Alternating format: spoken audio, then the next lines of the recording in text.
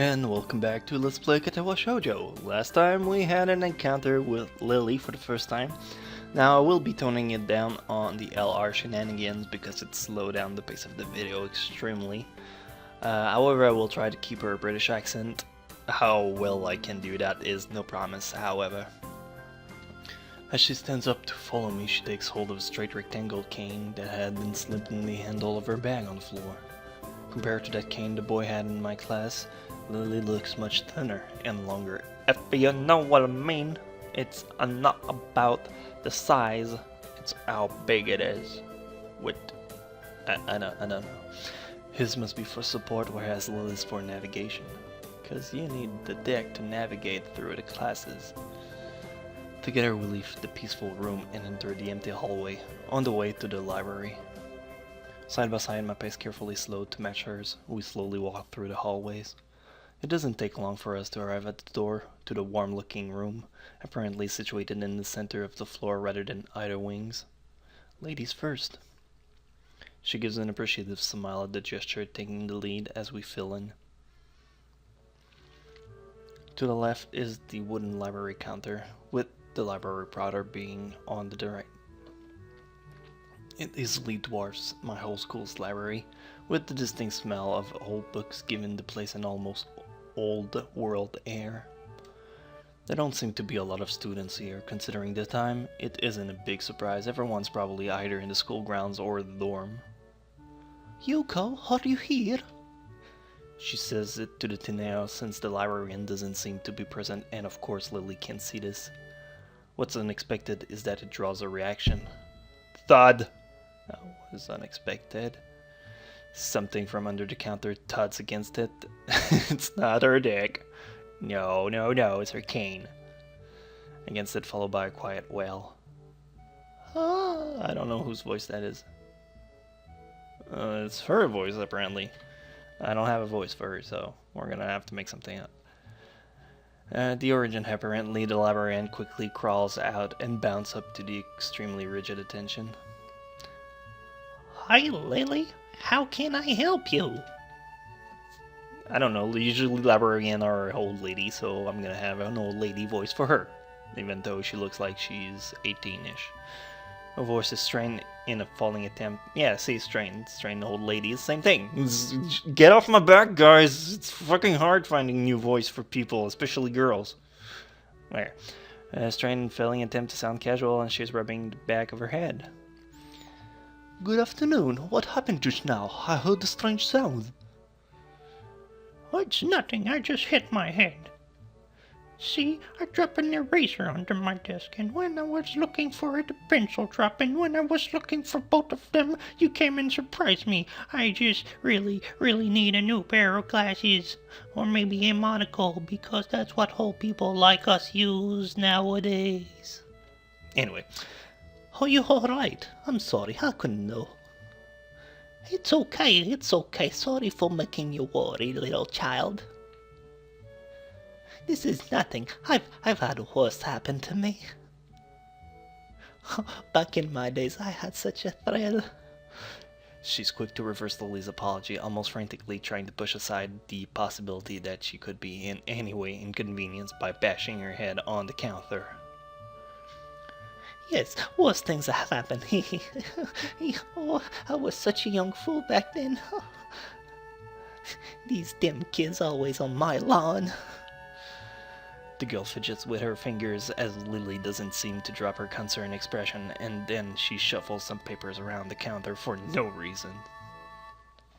A little shorter than Lily, repleted with glasses, freckles, and a very troubled look, she seems to fit the library perfectly, just like an old lady would. Lily, did you get my message? I sent it on a paper, via, what do you guys use nowadays? It's called phone? No, we don't have that. We have gramophone. That's more fun." Message? "Oh, the 2 imported books that arrived."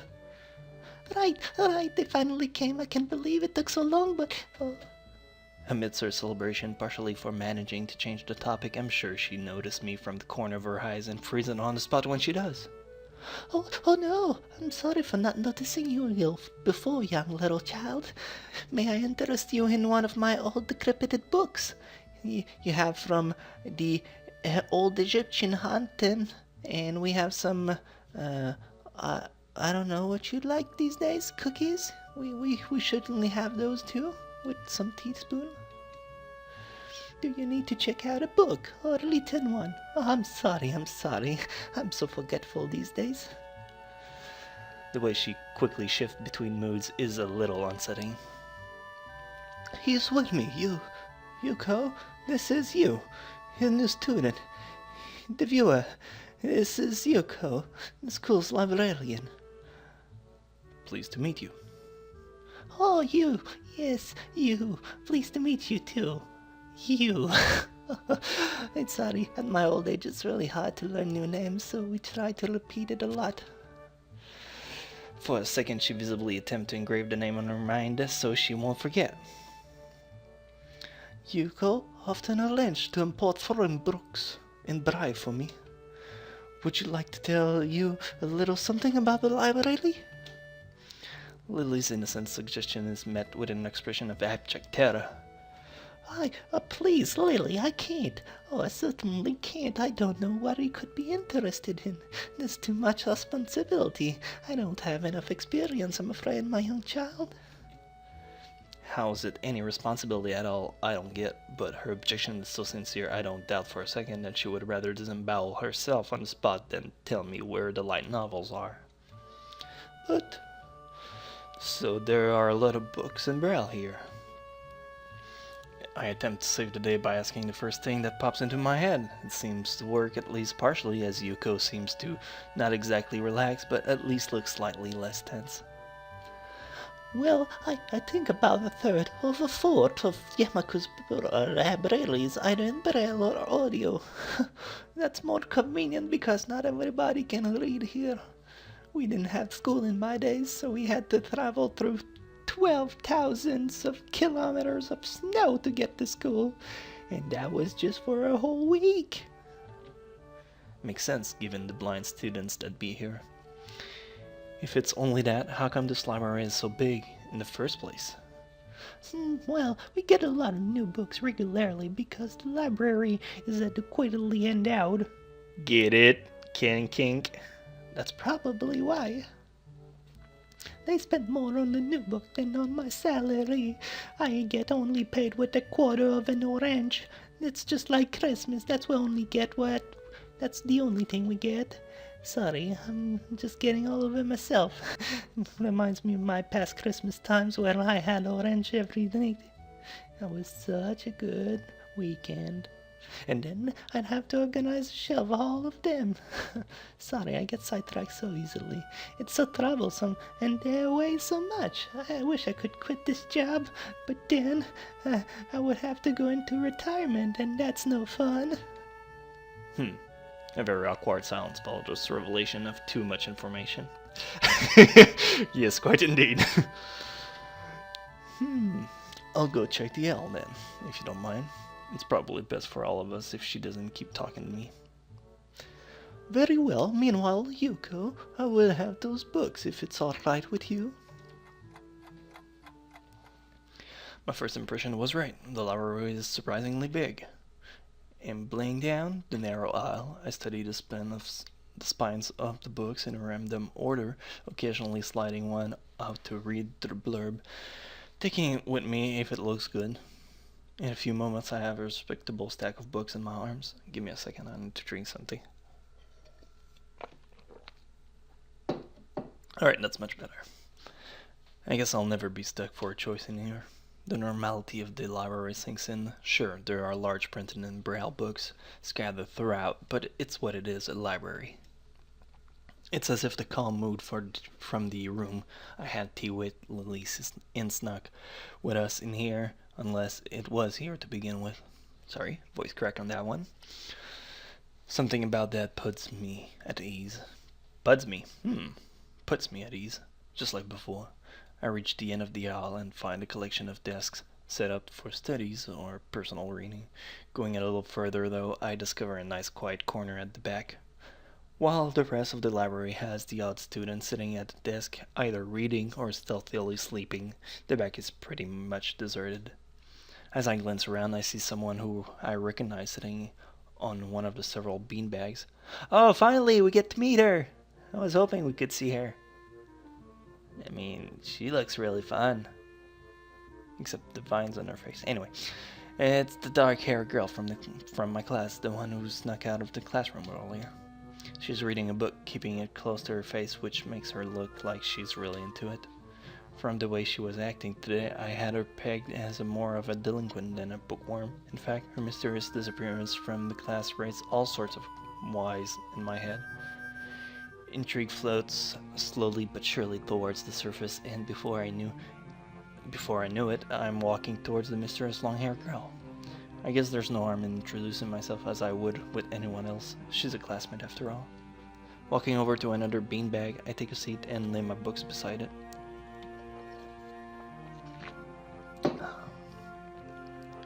The girl starts looking scaredly up at me from underneath the fringe. This is the first time I've seen her this close. Underneath her long dense bang, I can see the part of her face, at least a third, if not half. It's pretty badly scarred. My eyes are immediately drawn to the scars, subconsciously peeking past her line until I meet her own eyes.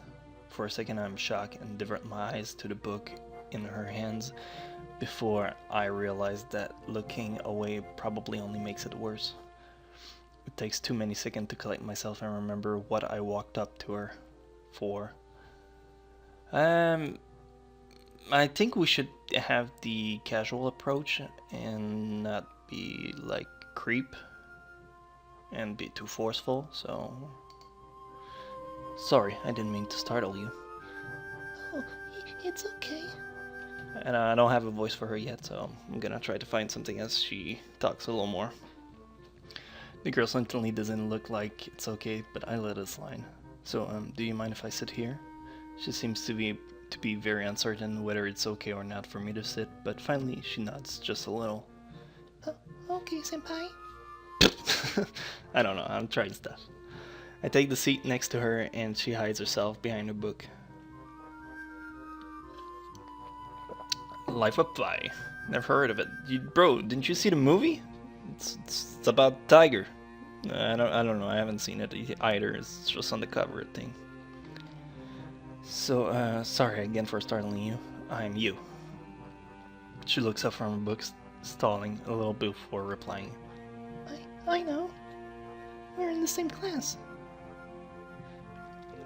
Her speech is stilted and so quiet that it is barely audible, even in the still library.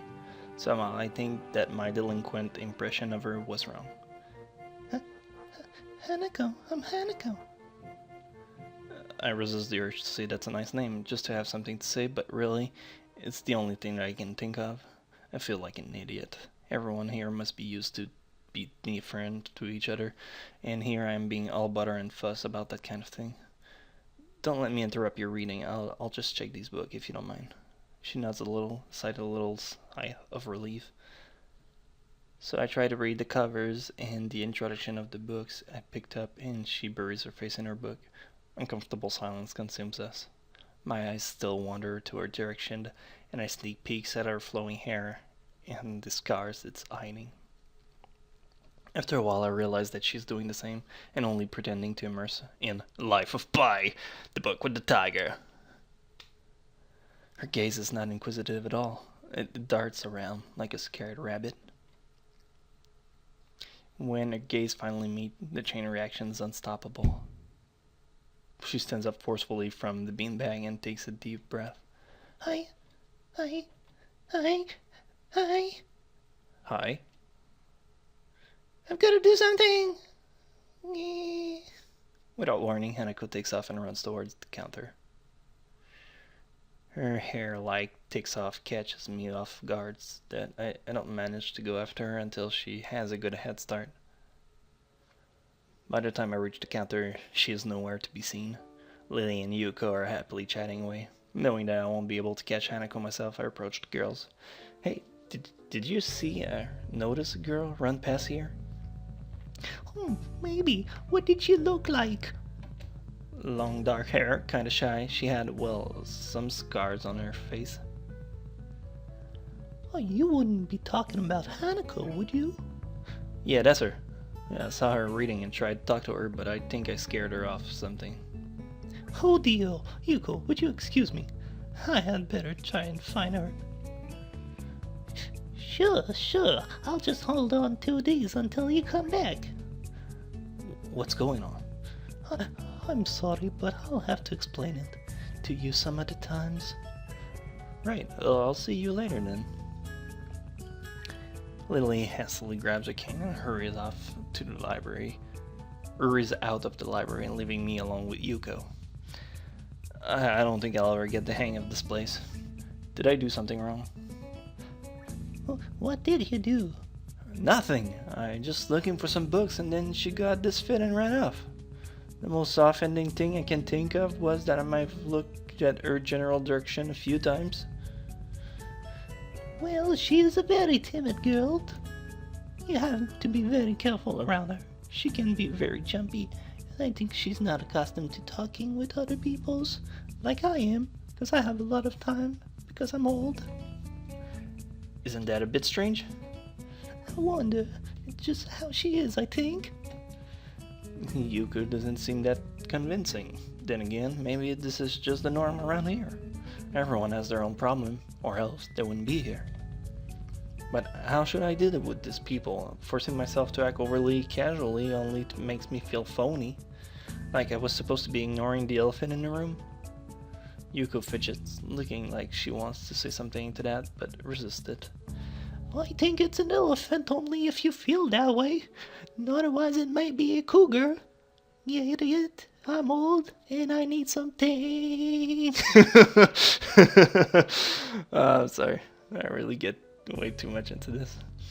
I guess she doesn't have a good sense of self-restraint. She certainly doesn't. It makes me smile and she blushed heavily. What? What? Did that sound stupid? Sound creepy, that's for sure. No, it sounds really wise. I guess you're right. It's more about that than anyone else. It's more about me than anyone else. Neither of us has anything to add, so Yuko fills the silence by shuffling some papers around. People who have papers on their desk really like doing that. Did you find any? Oh, sorry. Did you find any books? I should be closing soon. I mean, this library should be closing, but I have to do it. I hope that's not too inconvenient for you.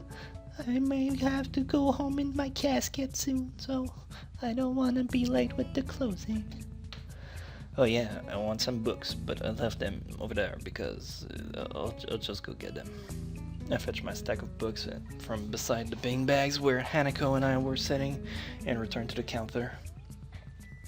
Well, you read a lot, don't you?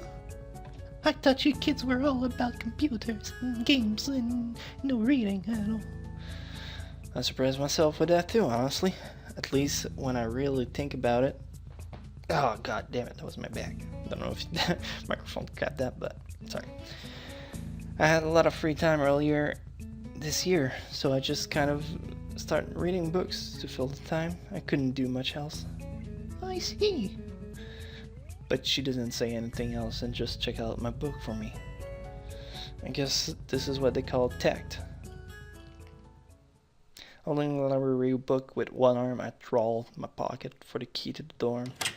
A sudden sound from behind startles me, making me nearly drop the books I'm carrying or the key that I almost managed to get into the lock. Who is it? Oh, it's fucking Surfer Dude!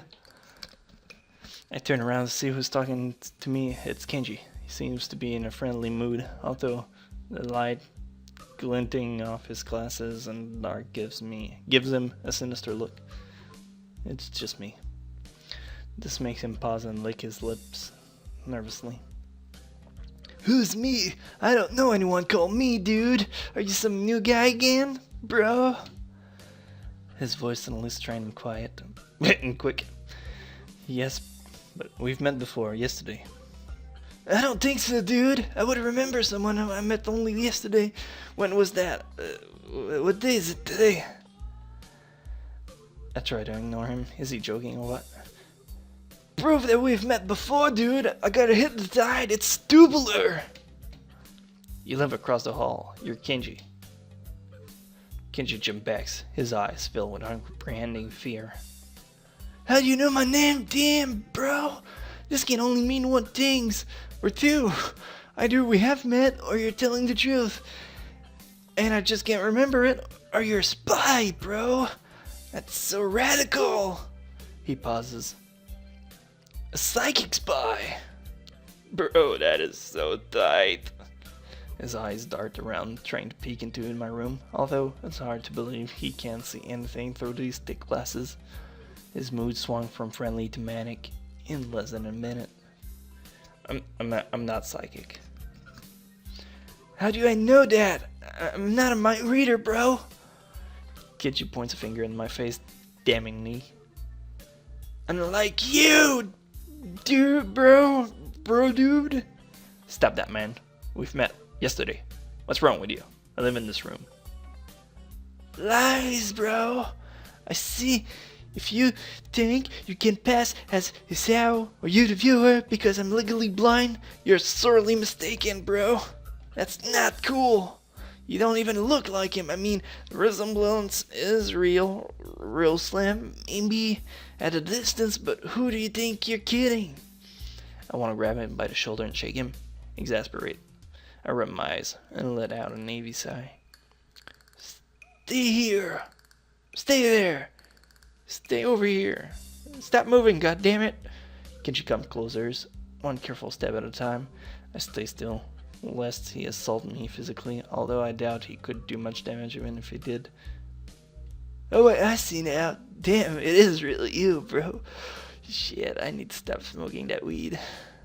Sigh again, and then once again for good measure, I step back, just in case. What's up, man? You don't look too good. I think it's something wrong? I don't know. I just had something stupid happen to me. A few stupid things, actually. Even if you discount this one. I can't get a proper touch of other people's ear. And I have no idea if it's because of me or because of them. I don't know why I'm telling this to Kenji. It's not like we've had any contact either. That's rough, dude. Yeah, really, dude. I should have said, that's rough, dude. Because that would have been more in character. Yeah, I'm sorry about calling you a psychic spy and all, but you can never be too careful. Let me put my aluminium helmet now. It's the hard reality we live in. I'm slowly starting to think that Kenji isn't... Oh, well. Sorry. We're back to narrating. Let me get some water. This voice is really strenuous. Nothing water can wash away. I'm slowly starting to think that Kenji isn't necessarily living the same reality as the rest of us. You see, this is how it is. This world... Oh, yeah, this died. Sorry about that. There's no justice, you see. Even when I lose, I win. Because I don't lose the lesson. What does that even mean? It doesn't matter, bro. He dismisses it flatly with a wave of his hand, trying to blow away the smoke. So what happened? What a long face? Do you have a long face? Yeah, it's nothing. I just scared some girl off accidentally. Literally, too. She actually ran away from me.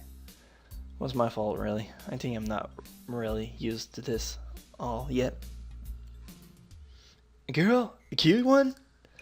Cute? That's a hard question. She had a nice body and really beautiful hair. But the face, I guess I could go either way. No, she was cute. Let's put a good word for her. Yeah, cute, I guess. I knew it! There are a lot of cute girls here, and strangely the proportionate amount, I believe this one, of the dark secret of this school. I try to warn you, man, but did you listen? Dude? Did you listen, dude? I don't remember any such warning. Back to this voice. I don't remember any such warning. Dark secrets? Yeah, dark secret. Extremely dark. Like a black hole. Or maybe American African whole, because we're not racist here. Have you noticed that number of girls in the school is slightly but significantly higher than the number of boys? It's like 60 to 40, because we're exactly 100. He turns his head to the left and stares off in the distance at nothing. What is this? I mean, to the untrained eyes. Look who's fucking talking, bro. It doesn't appear to be that bad, but that's a full 20%. One would think that a school with such a huge pool of women would be a mainstream, but no! What I'm about to tell you could blow your mind. Oh, yeah, that's tight. Are you ready? I don't know where this is going. Back to this voice again. I don't know where this is going, but I think I won't be missing much by cutting out now. No, I'm not ready. I only get as far as turning the doorknob before Kenji starts talking again, showing that he doesn't really care if my mind's blown or not. I believe that this school is a battleground that's set of feminist infiltration. This disparity in the number of men and women is a clear sign of how far they have come. In case this Cold War turns hot, they will have superiority in numbers, bro. Just another skirmish in the eternal war against the force of the feminism. They're everywhere. In Japan, women outnumbers man. It's not 60-40 split, but it's only a matter of time, man. Even in America, women are the majority by hair. They're building up their numbers. In the past, doubling up in military has always been the clearest sign of imminent war. Japan, bro, is just the first step. First, you take on the island of Japan, and then you go for China. And when you rule China, you rule also Korea. And when you rule Korea, you can send out the nukes. But Japan's the first step. Her economy is badass, and the country itself is small and isolated, yet a huge part of the Pacific in terms of political value. The perfect target. They're so cunning, as expected of women's. Soon the day will come when I will take over the world. Genji's voice trails off ominously. This is why you can trust them. They'll string you along, and then kill you. Just as they killed May, you will end up just like May. Oh, hell no. I can't stop myself from blurting it out. Hey, what the hell's that mean? You said it, not me. It's the best I can think of. So, you're not supposed to say something like that? Damn, that's so rude, bro. What was I? Oh, yeah, vast feminism conspiracy, bro. Shit is tubular. Stop it. Stop. You stop it right now. I lost you way back there, somewhere around the feminist infiltration. Too hard to follow? It's cool. I have some graphs and stuff in my room. And puppets. You like puppets? Fuck no. No puppets. You don't like puppet? Okay, graph are still cool. Though, right? You speak energetically, responding almost before I'm done talking, moving in an animated way that, as he continues to rant on.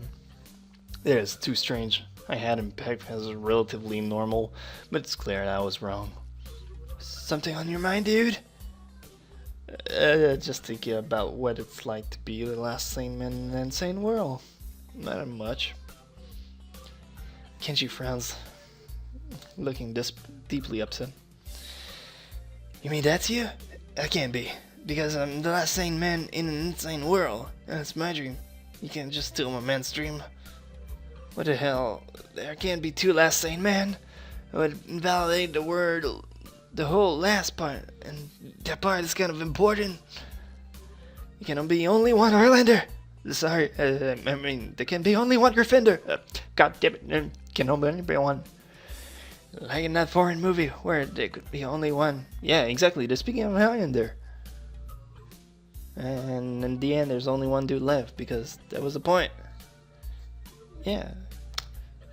I feel like every time that I read stuff, I kind of lean my way into what they're gonna say next. Anyway, I have never seen, back to the voice, I have never seen anyone talk so heatedly and so defensively about absolutely nothing before. Anyway, if you wait here, I can get my graphs.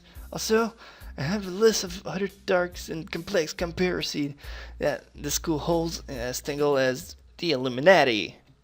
Quick, finish my analogy for me. Be a pal. I'm going to bed now. It's extremely late. That doesn't sound like an analogy, but whatever. I like you. You seem like a cool dude, bro. That shit's tubular. I like the word tubular. Most people don't understand what I'm talking about when I try to explain the vast feminist conspiracy with them. Denial's a terrible thing. Later. He claps me on the back and then vanished into his room so quickly and quietly. It's like he didn't even open the door, but instead walked right through it as a ghost. I don't know if I can full digest what just happened, so I give up and just go to my room, kick off my shoes before falling face first into bed. It takes me some time to relax and get up so I can get started on homework. It's because the sheets are cool and comfortable against my cheek, and it feels just lying here with my eyes closed. The school's like some kind of bizarre and surreal island. It's isolated on top of a mountain, and each person's stranger than the last. I just can't seem to fit in. What irony. One would think it fitting in a place that's made for people who are unfit for anywhere else would be easy. Maybe I'm trying too hard. Although I say that doesn't help take off the edge, and the words are left echoing off my empty walls. I guess it's not as bad as I expected, though. This place really is more of a school and less an hospital, pretending it's a school that I thought it would be. If nothing else, the scenery is beautiful. I open one eye, seeing my school books and bottle of pills arranged side by side on my desktop. Need water again.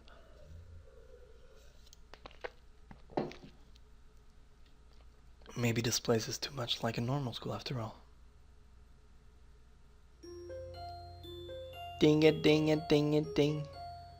Katawa Shoujo, in case you forgot we were playing this game. And we're starting, which would seem like somewhat of a new part of the chapter. So I'm gonna stop the recording here because we're way over 32 minutes. And I will hope to hopefully see you in the next part. See you guys later.